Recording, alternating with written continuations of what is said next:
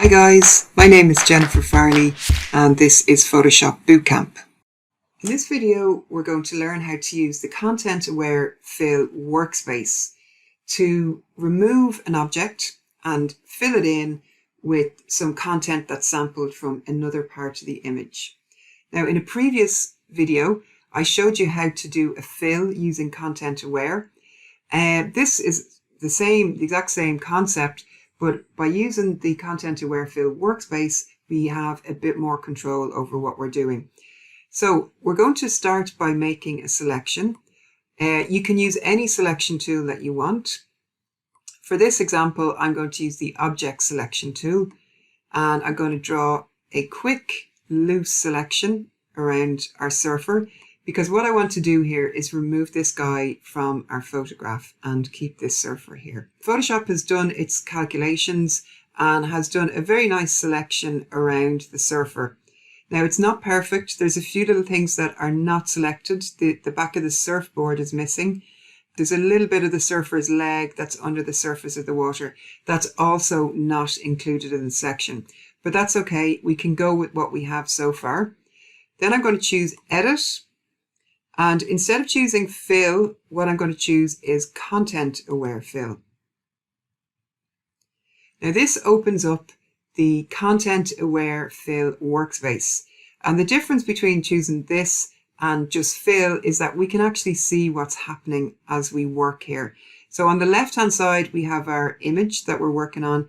And on the right-hand side, we have this preview of how the changes are affecting the image. Okay, so we can see that some work is happening. The removal has started, but it's certainly not good enough. We've got parts of the surfboard still appearing. We've got an area around the surfer is still appearing there.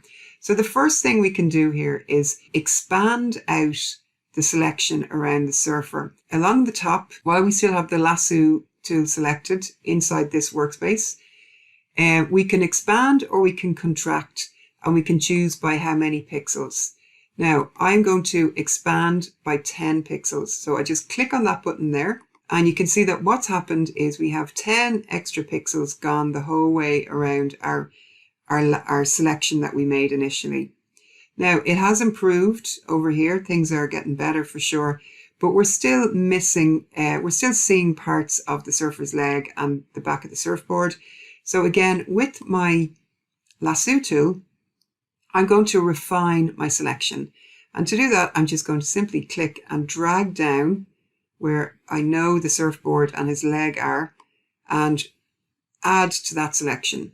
So you can see here, things have improved a lot. The surfer is basically gone. There's a little bit of smudging going on, so we can refine things with the tools. Now, the first thing we'll look at is the sampling area options. So the sampling area is this green colored area that we can see.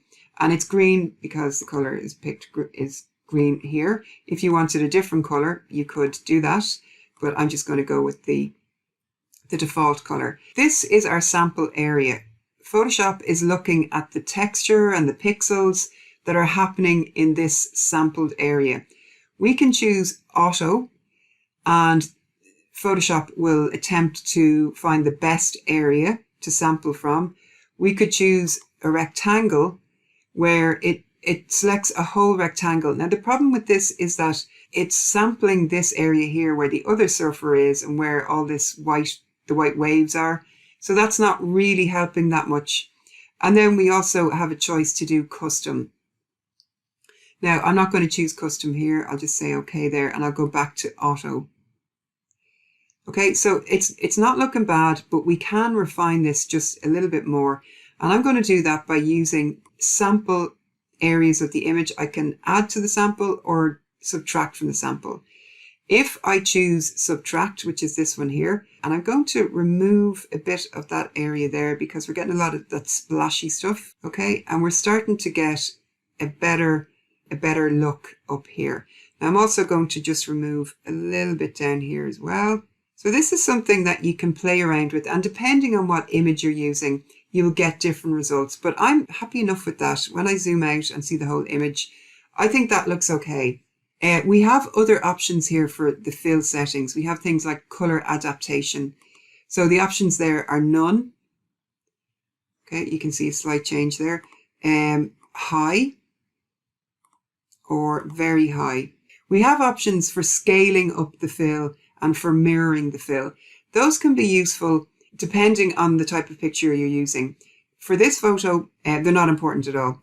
What is important here though is our output settings. We can choose to output to a new layer, to the current layer, which means it'll make the change directly onto our photograph, or a duplicate layer. Now it's always good to do your retouching on a separate layer. So I'm going to choose new layer. Finally, our options are to choose OK, which means it'll apply the change and open it in Photoshop. Or if we wanted to do some more retouching, we could press apply. It would apply this particular fix, and then we could do some more without leaving this workspace. Click OK, and that will bring us back into our image. The last thing to do here is just to deselect this. So I'm going to choose select and deselect, and our selection is gone.